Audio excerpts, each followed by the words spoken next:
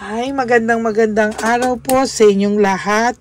For our first reading of the day, pasensya na po kayo, no? Medyo nagbawi po ako sa private reading ko dahil marami po akong na-risked nung mga times po na nawalan kami ng Sky cable. Kaya ako po ay nagbigay ng oras sa aking mga alaga. Ayan. Okay, ano po kaya ang makikita natin sa ating first reading of the day today? Ano po kaya ang ating mababasa? Ano po kaya ang current situation, current feelings ng ating person right at this very moment, no? Sana po kayong lahat ngayon ay nasa mabuting kalagayan. Alam ko po na naghahanap na kayo ng first reading, kaya ito na po ang ating first reading of the day. Okay, pili po tayo ng 10. 1, 2, 3, 4, 5, 6, 7, 8, 9, and 10. Yan, tingnan po natin kung ano po ang makikita natin dito sa ating mga napili.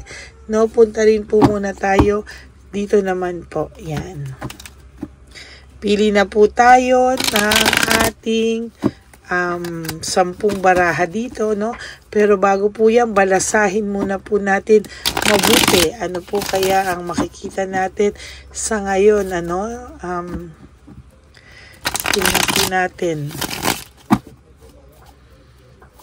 Okay. Gusto ko po talagang balasahin ng maayos.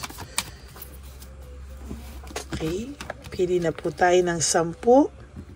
Okay. 1, 2, 3, 4, 5, 6, 7, 8, 9, and 10. Okay.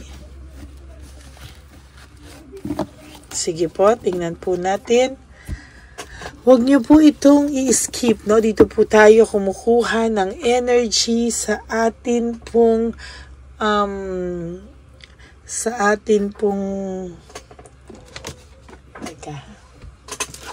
dito po tayo kukuha ng energy dito sa ating sorry po. Sa ating mga binabasahan ngayong araw na ito.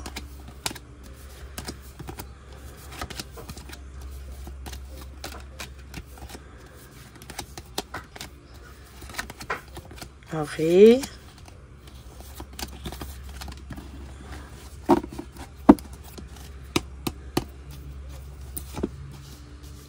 Home conflict and lack of support, no?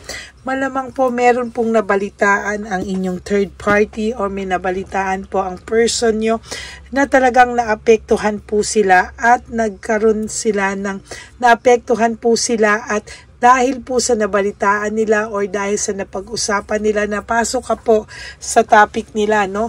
At talagang nagkainitan or nagkaroon po sila ng matinding misunderstanding tungkol po sa sitwasyon na to, no? Parang sa nakikita ko po, nag-away po sila ng dahil sa'yo sa mga oras na ito, no? Or meron po silang kinakatakutan sa'yo ngayon, no? So, home conflict, lack of support, pinag-awayan ka po ng person mo at third party. Yan. So, pinag-awayan ka po ng person mo at ng third party nyo po, no? Sa oras po ngayong to, sila po ay nagkaroon ng hindi pagkakaunawaan o sila po ay nag-away, no? Talagang hindi po nila naiwasan na sila po ay magkaroon ng argumento or sila po ay magkaroon ng pag-aaway ng dahil sa iyo po, no? Sa totoo lang po, mabuti na rin yan na talagang sila po ay dumadaan sila sa matinding dagok ngayon, ano? Sa totoo lang po ay deserve nga po nila yan, no, na pag-awayan ka samantalang ikaw ay chill lang, ikaw ay nananahimik, hayaan nyo lang po na pag-awayan ka po nila, no? Alam mo po, natutuwa po ako sa baraha mo, no? Kasi sa nakikita ko po dito, pinag-aawayan ka po nila ng walang kadahilan-dahilan, no? Nananahimik ka naman po at sila po ang nakakaramdam po ng matinding insecurity sa iyo, no? Yung babae po ay nakakaramdam po ng matinding insecurity, selos talaga. Yan, no? Talaga pong nakakaramdam po sila ng matinding selos, nakakaramdam po sila ng hindi po nila alam kung bakit po okay naman sila, bigla na lang papapasok ka sa topic, pag-aawayan ka po nila, oh. Sila po yung gumagawa ng ikakasira nila. Sila po self-victimization, meaning sila po yung takot sa sarili nilang multo. Sila po yung takot sa mga pinagagagawa nila. Sila po yung nag-suffer din sa sariling consequences nila actually, no? There is freedom in restoring control. Gusto po nitong person mo na makawala dito kahit saglit lang, no? Kasalanan din naman po nila kung bakit po sila nagkakaroon ng ganito, no? Meron pong resentment na nararamdaman ng person mo and desire to reconcile with you. So nakikita ko po, may resentment po and may desire po siyang magpaliwanag sa'yo, bumalik sa'yo, makipag-usap sa'yo, pero hindi po nila ikaw ma-reach, na nahihiya sila or wala po silang mukhang maiharap sa'yo, no? At this very moment, ang nararamdaman po nila ngayon ay matinding parang hindi ko masabing hiyain, no? Matinding dagok po, no? Yung nakikita ko po, no? Na parang siya po mismo walang mukhang maiharap sa'yo. There is gossip and isolation. Pinag-uusapan ka po nila, no? Pinagchichismisan ka po nilang dalawa. Or sometimes, ay chinichismis ka po nung third party nyo, no? Talaga pong sa nakikita ko dito ay pinag-iisipan ka po nila ng hindi maayos, no? Yung babae, yung third party, pagkatapos po siya rin naman po ang nabubwisit, no? Most of the time, hindi ko po alam, pero siya po yung nabubwisit, siya po yung gumagawa ng ikabubwisit niya po, no? As a matter of fact, hindi niya po alam kung bakit daw ganito yung pakiramdam niya, nabwisit daw po siya, no? Sa mga oras na to, talagang buwisit po siya, no? Hindi niya po alam kung ano po yung kanyang dapat gawin at sa nakikita ko po talaga ay gigil na gigil po sa'yo yung third party nyo. Kaya po, once na babanggit ka lang o mapag-usapan ka lang, umuusok po agad yung tenga nito, umuusok po talaga yung parang ano siya, no? Yung binabanlian yung kanyang puwet, talagang yung butsi niya po talagang kumukulo po talaga sa'yo, no? Natatawa po ako sa taong ito, no? Talaga pong kahit anong gawin niya, I work without result, no? Parang gusto kanyang sirain, gusto kanyang pasaktan, gusto kanyang lahat pasaktan, gusto kanyang ma-hurt. Pero sa totoo lang po, nalalabanan mo po, no? Siya pa po yung nagiging distracted. Siya pa po yung nagkakaganito, no? Sa totoo lang po, sa nakikita ko ngayon, magulo po ang buhay nito. Magulo po ang mundo nito. Gusto po nitong minsan mag-give up, hiwalay o nagbabad siyang makipaghiwalay, no? Pero sa totoo lang po ay ayan, no? May failure and defeat, no? Sa nakikita ko po ay nakakaramdam po siya ng pagkatalo, no? Nakakaramdam po siya ng hindi maayos, nakakaramdam po siya ng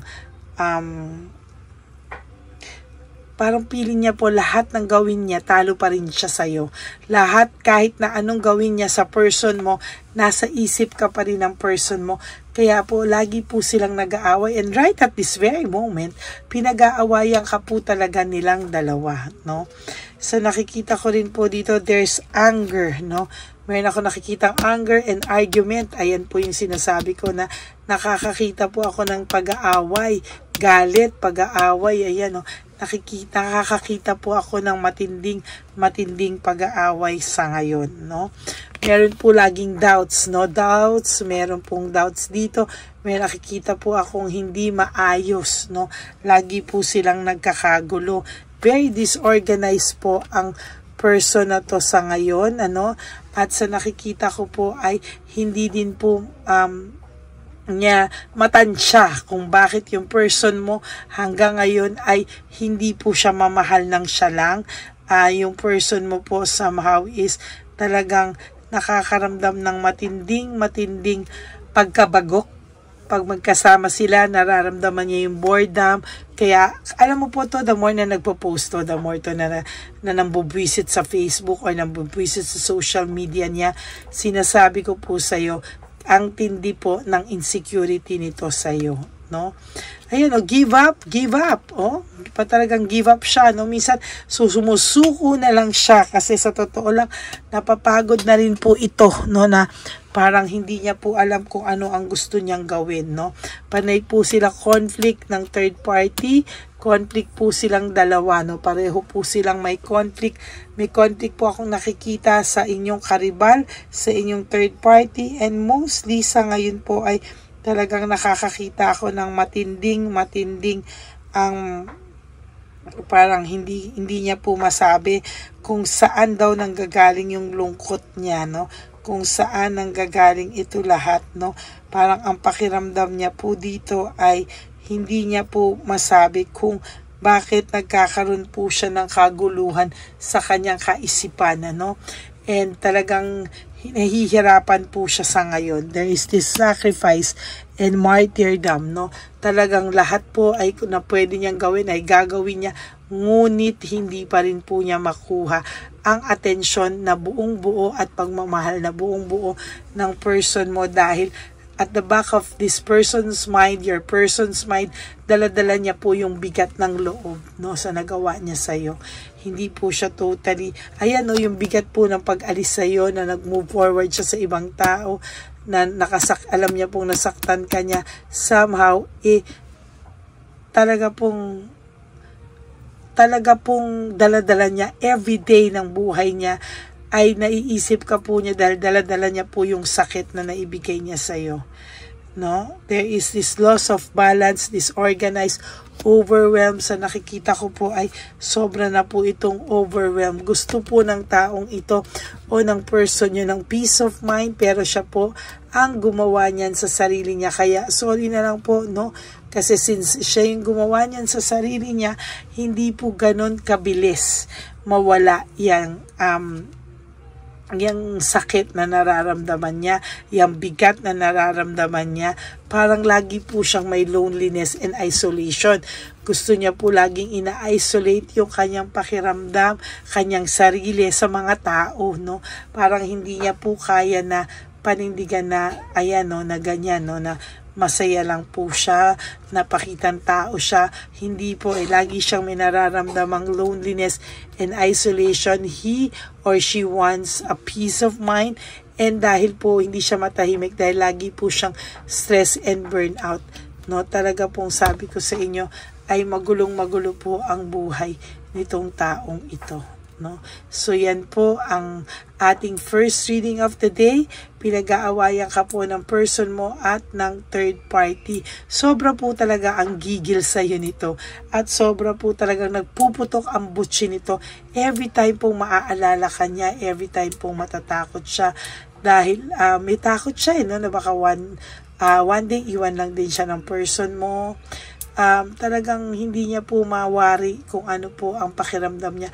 Parang lalo pong tumataas at lumalaki ang insecurity po sa iyo, ng person mo, no? So yan po, no, that's it for your first reading of the day, and I do hope may mga naka-resonate po sa inyo, and if you do, please like naman po yung ating video, no? Sa mga nanonood po dyan, paki-like naman po yung ating video. Maraming salamat po. And for those of you who would like to have a private reading with me, you can message me po at Lady Lee Elena, that's Ladyly Elena. Nasa dulo po yan ng ating video.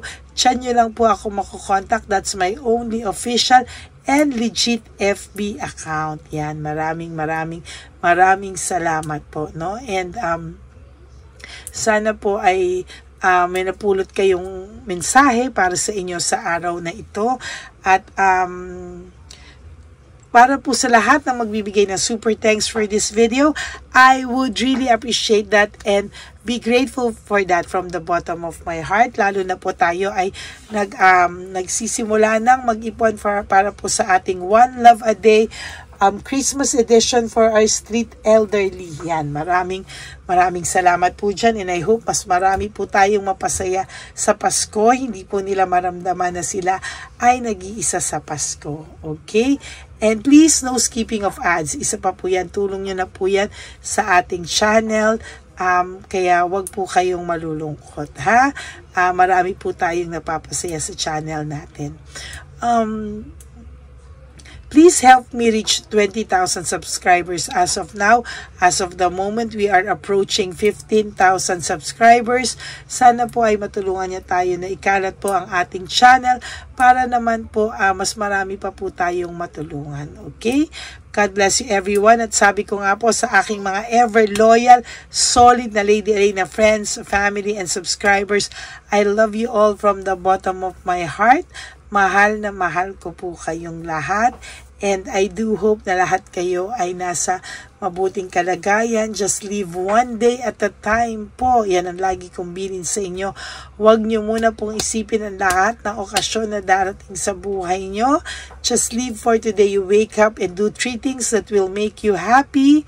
Huwag nyo muna pong isipin ang anniversary, birthday nyo, birthday niya, anniversary nyo, mansari nyo, or Pasko, bagong taon, at lalo na po ang Valentine's Day. Huwag nyo muna pong isipin lahat yan, ano? Just focus on today, do 3 things that will make you happy, at mawala ang isip nyo dyan. And eventually po, no, mararamdaman nyo na, wow, nakasurvive na pala ako on a daily basis, at matagal-tagal na din pala yun. Yun, ano po, yan po ang gusto kong inyong maramdaman at maranasan. Also, can you give me po yung like nga po, no, tsaka yung comment. Gusto ko po talaga nakakabasa ng mga comment nyo sa comment section. And of course, isipin nyo po lagi na life is so short, or life is too short, don't make it shorter by stressing yourself from all the pains and the heartaches na binigay sa inyo na kahapon. Just surrender everything to the divine universe and just let go and let God write your life and love story. I will be back for another set of reading. Huwag po kayong malulungkot. Ako po ay magbabalik para bigyan po kayo ng another set of reading for our second reading of the day. Okay? Maraming pong salamat sa inyo, and may God bless you all. No? Yan po, no? Wag po kayong mag-wish ng masama sa inyong kapwa. Hayaan niyo po ang tadhana ang bumalik sa kanila. Okay? May God bless you everyone, and I love you all from the bottom of my heart, and I will all see you again on my next reading for our second reading of the day. No, magbabalik po ako. Bye! I love you all!